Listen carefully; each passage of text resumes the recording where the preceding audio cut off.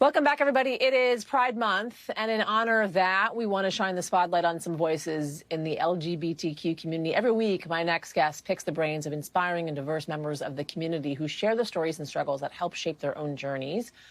He recently sat down with newlywed actress Niecy Nash and her wife, Jessica Betts. Take a listen to some of their love story and their decision to share it with the world. Once we decided to get married, we kept it really intimate because of COVID. Our guest signed an NDA because we wanted to tell our own story. On our way to our honeymoon, we posted at the same time. There was never a doubt.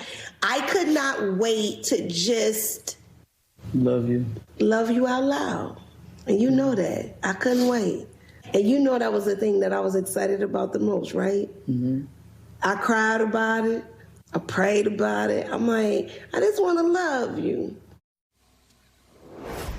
Aw.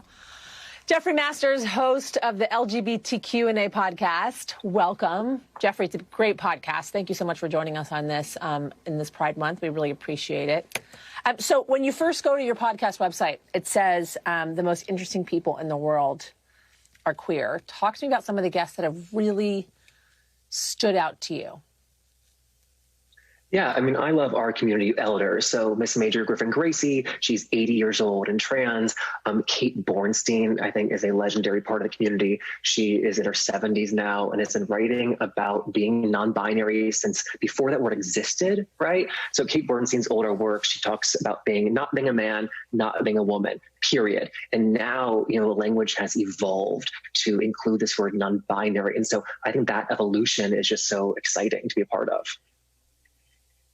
Why did you want to start this podcast? 5 years ago, I was still explaining to people what a podcast was. And so I think that it's really important to document our community the way it looks today. Things are changing so drastically for the LGBTQ community, depending on where you live in the world. And so really, I want to document, those changes through the most important people leading those changes, the artists, the actors, the authors, the politicians. I actually want to play some of your interview with John Paul Brammer, who writes the Ola Poppy advice column. It really stood out to us. Let's take a listen. Say a really common letter that I receive is just about loneliness, just the vague feeling of not having someone around and wishing that you did and wondering what's wrong with you. The theme of what's wrong with me is very recurring, I would say. Sort of like, why am I not making friends? Why am I not finding a significant other? Why do I feel so uncomfortable navigating my identity?